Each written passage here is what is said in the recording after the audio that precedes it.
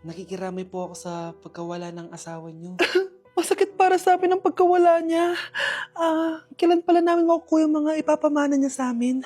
Ipaprocess pa po namin yun, ma'am. I-update na lang po namin kayo. Sige po, attorney. Sakit ng pagkawala niya. Nay, tignan mo, may medal ako. Ano namang paki ko dyan? Di ka ba proud sa akin? Hindi. At wala akong paki sa'yo. Iniwan ka na ng tatay mo, di ba? Kaya pwede ka na umalis dito. Bakit ka ba ganyan sa akin, Nay? Huwag mo nga akong matawag-tawag na nanay dyan. Kadiri. Hindi kita anak. Ang nanay mo, wala na. Malandi kasi. Nay, gutom na ako. Ay, gutom na baby ko. Wait lang, mag-order ako ng steak for you, ha? Yay! Steak, my favorite!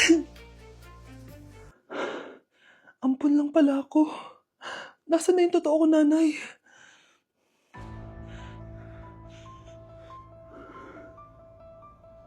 Tulog sila.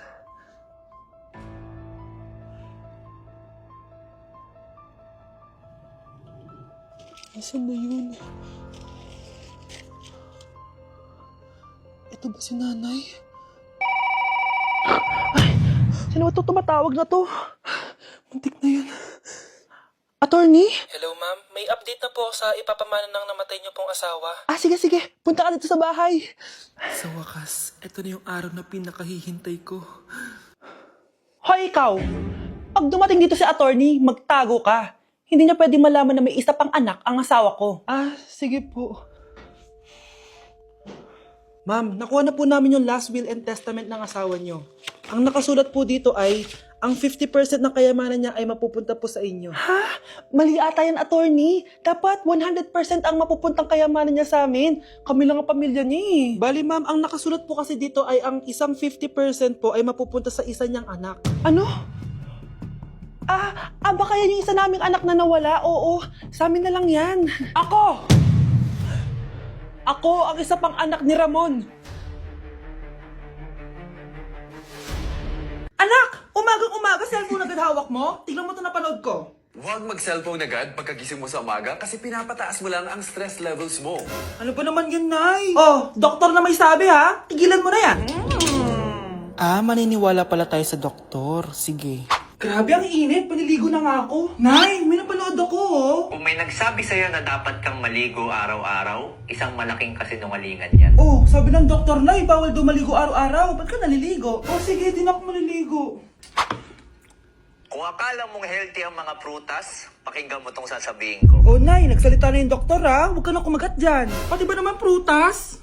Ay, magmamatcha na lang ako. Kung akala mong healthy ang mga matcha, pakinggan mo tong sasabihin ko. Hala, sabi ng doktor, hindi daw healthy yung matcha, Nay. Huwag mo na inumin yan, ha? Pati matcha bawal. Sinisira mo ang utak mo sa paggamit ng mga betchin. Oh, Nay, sabi ng doktor, sinisira mo daw utak mo. Huwag ka na maglagay niyan. Tama na! Oo na, lahat ng ginagawa ko masama sa akin. O sige na, titigil na ako. Basta mag-cellphone na ako, ha. Sige na, mag-cellphone ka na. Pero huwag ka magpupuyat, ha. Masama pa rin yon. Malaking kasinungalingan yung sinasabi nilang bawal ka magpuyat. Anong sabi mo, Nay? Sabi ng doktor, pwede naman eh. Bye! Wow, anak, di ako makapaniwalang may pinapatayo na tayong bahay. Nay, deserve natin to. Ang tagal niyo din to pinaghirapan. Ma'am, saan ko po ilalagay itong mga semento? Doon na lang sa gilid, kuya. Sige po, ma'am. Excited na ako matapos tong bahay natin, anak. Saan dito? Hoy, huwag ka pupunta dyan! Grabe nangyari sa Kawawa kanya. naman siya. Ba't ang daming tao? Engineer, anong meron? Ma'am, yung isa sa mga trabahador namin, nakuryente tapos natabunan ng semento. Ayun, namatay. Paano nangyari yun? May nag-utos ata sa kanya na ilagay yung semento sa gilid. Madami live wire dun eh. Nay. Ang problema, ma'am, kung tatanggalin pa namin yung katawan niya sa ilalim ng semento, baka hindi agad matapos tong bahay niyo. Hindi pwedeng hindi matapos agad tong bahay na to. Di bale, babayaran ko na lang yung pamilya nung namatay. Nay, sigurado ka ba? Sige po, ma'am. Sige na, ituloy niyo na yan.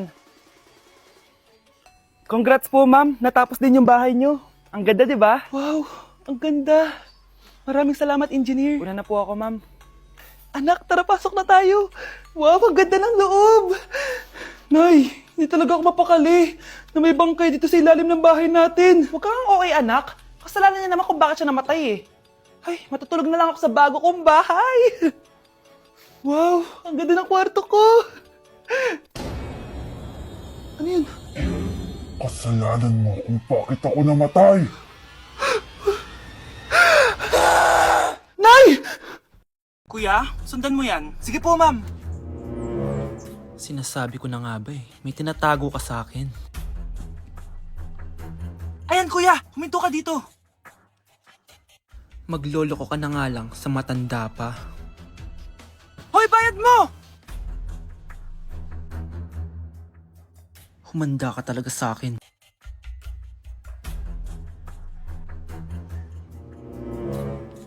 Ang sweet niyo naman, may paregalo ka pa ha? Ano yun? Scarlett? Anong ginagawa mo dito?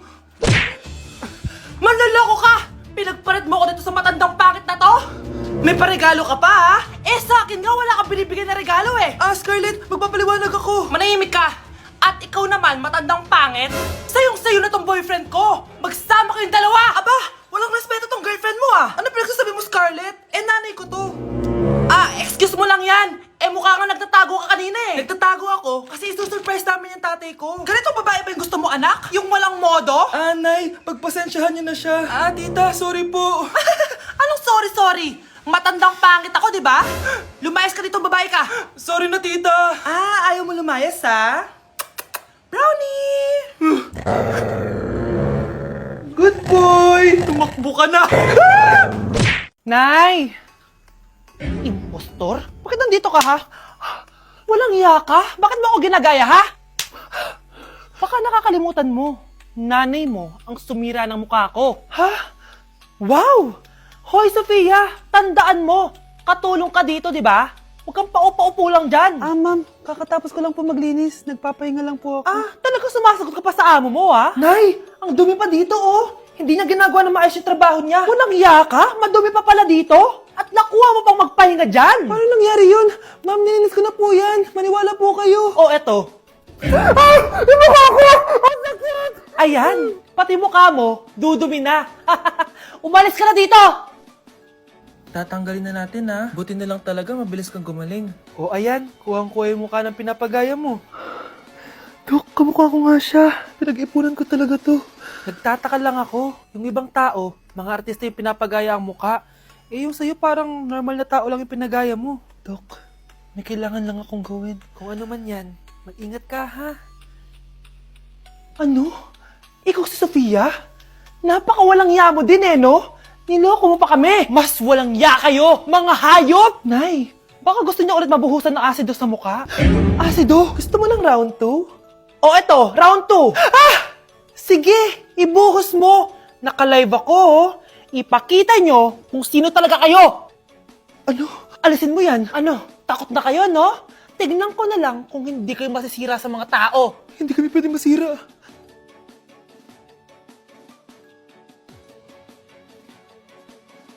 Anak, kunin mo yung cellphone ko sa kwarto. May tumatawag ata. Sige po, Nay. Sabi cellphone ni Nanay. Anak, bilisan mo naman. Ay, salamat naman. Nakatae din. Scarlett, ba't nandyan ka? Di ba pinukuha ko cellphone ko? Pinagsasabi mo, Nay. Kanina pa ako dito sa loob. Nay, ito na po cellphone niyo. Sino yan, Nay? Bakit kamukha ko? Teka lang. Bakit dalawa kayong Scarlett? Nananaginip pa ako?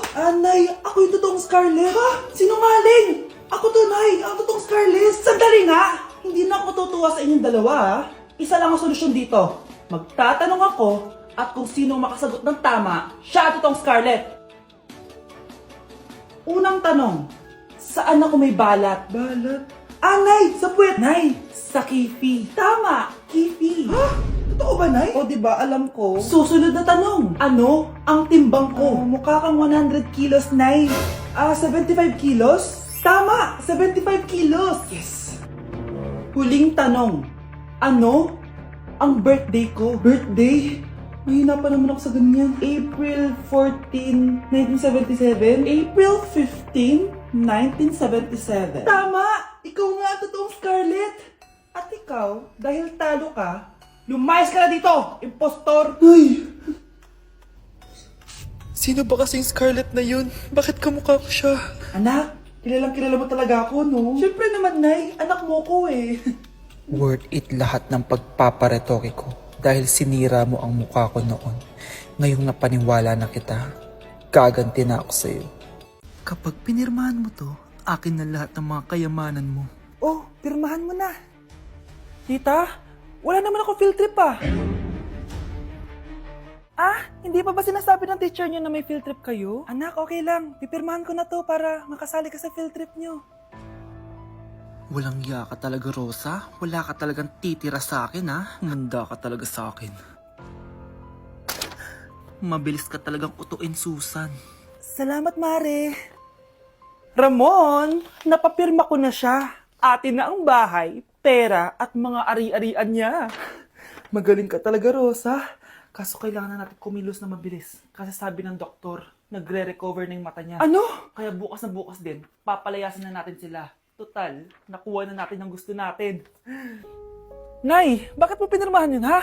Maliban natin kung ano nilalaman ng papel na yun. Huwag kang mag-alala, anak. Malapit nang matapos ang maliligayang araw ng tatay mo at ng kabit niya. Tita, bakit may dala kang maleta? Aba, syempre. Lilipat na ako dito sa bago kong bahay. Ano? Tay, ano ibig sabihin nito, ha? Nakalagay dito sa papel na pinirmahan ng nanay mo na amin na tong bahay, mga sasakyan niya at ang mga pera niya. Napakahayop nyo! Bakit ang ingay? Ano nangyayari? Nay, kinuha na nila lahat sa atin! Ayan, magsama kayo mag-ina. Ngayong nasa amin na ang lahat, pwede na kayong lumayas. Ramon, magse-celebrate tayo, ha? Ang galing nyo din, no? Ha? Nakakakita ka? Bago kayo mag-celebrate, i-check nyo muna kung pirma ko ba talaga yung nakalagay dyan. Hindi pwede to! Tay! Attorney! Kita mo naman kung ano ginawa na tong dalawang to, di ba?